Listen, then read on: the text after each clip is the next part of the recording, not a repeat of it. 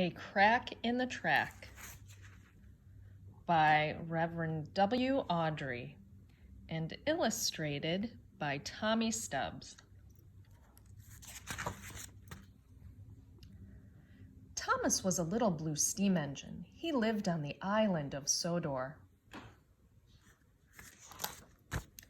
Sometimes Thomas pulled his coaches, Annie and Clarabelle.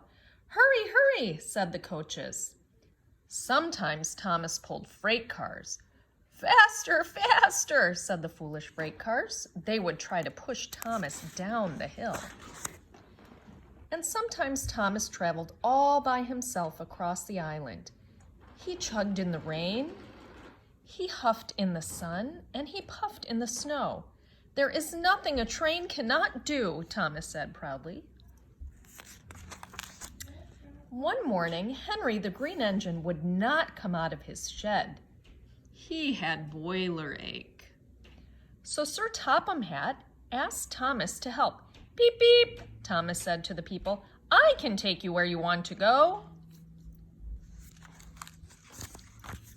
Soon clouds gathered, the sky grew dark, and thunder rumbled. Blip, plop, clunk, hail began to fall.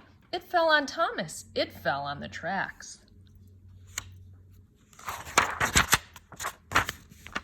Suddenly, Thomas's driver saw trouble ahead. "Slow down," said the driver. The hail had made a crack right there in the track. Thomas came to a stop. His driver called out, "We cannot go forward, and we must not go back."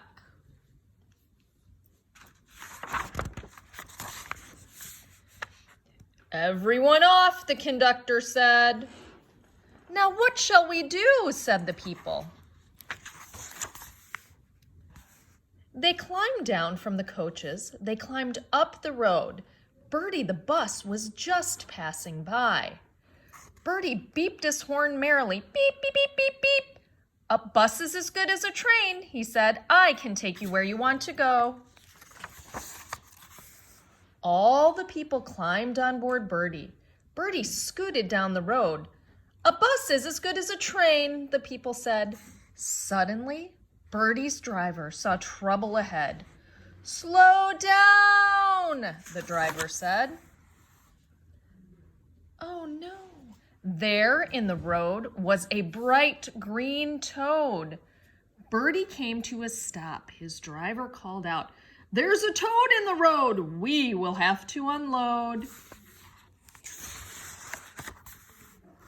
"Everyone off," said Bertie's driver. That toad in the road caused a fuss on the bus. "What will happen to us?" the people said. Then they walked down the road to another train station. But the trains were not running. "Why not?" asked the people. They soon found out. Thomas was still stuck, and the crack in the track, well, Percy was stuck at Thomas's back.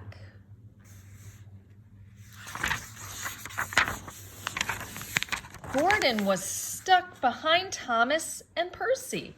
James, with 2 freight cars, was in quite a hurry. The freight cars needed in the yard, but James could not get past Gordon and Percy and Thomas, and the foolish freight cars refused to back up. "No, no, no," they said, "we will not go." So no trains could move up, and no trains could move back. They were stuck where they were, at the crack on the track.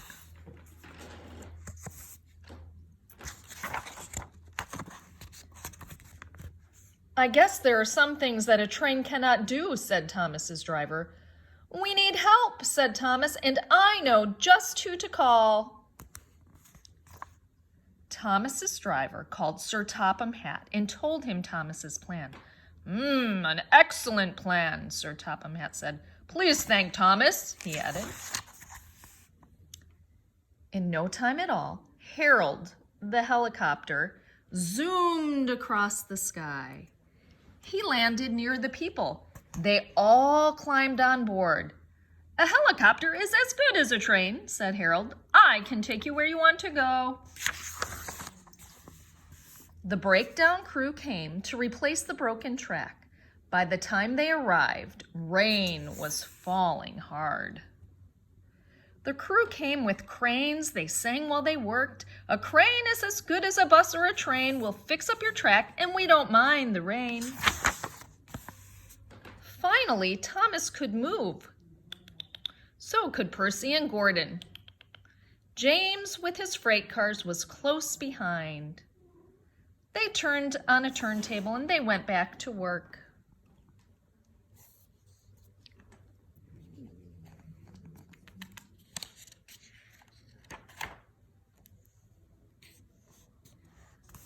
The people saw Thomas waiting to take them home. "Are you sure you can take us where we want to go?" they asked. "I thought there was nothing a train could not do," said Thomas. "But I now know that just isn't true. I learned a big lesson from one little crack. The train is only as good as its track." The end.